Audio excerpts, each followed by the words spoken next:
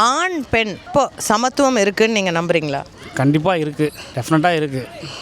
சில இடத்துல இல்லை, அது வந்து நிறைய தெரியுது. நம்ம சோஷியல் மீடியாவில் பார்க்குறோம், நிறைய ப்ராப்ளம் வருது பார்க்குறோம். இந்த மாதிரி டவுரி பிரச்சனை, ஸோ இந்த மாதிரிலாம் பார்க்குறோம்.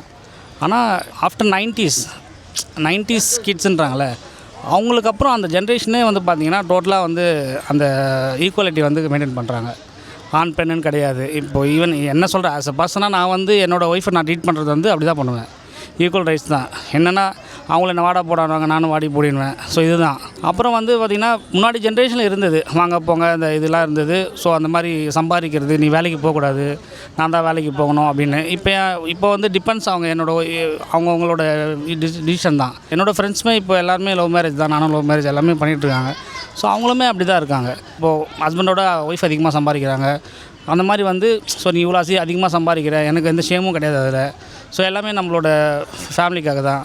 ஸோ ஃபேமிலியோட க்ரோத்து, ஃபேமிலியோட இது எல்லாமே குழந்தைக்கு அது மாதிரி வந்து எல்லாமே இருக்குது. இப்போது எனக்கு தெரிஞ்சு ஷுவராக சொல்லுவேன், இப்போ எனக்கு வந்து ரொம்ப கிடையாது. இந்த ஃபியூ பர்சன்ட் இருப்பாங்கல்ல, ரொம்ப அப்பத்துலேருந்தே அவங்க மைண்ட் ஃபுல்லாகவே அந்த ஃபீட் பண்ணிட்டே இருப்பாங்க.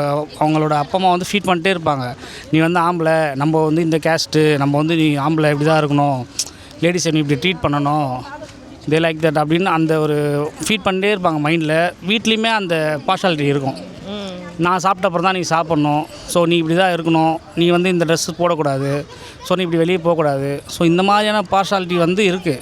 இந்த மாதிரி டாமினேஷன் இருக்குது. மற்றபடி வந்து ரொம்ப இல்லைன்னு நான் நினைக்கிறேன்.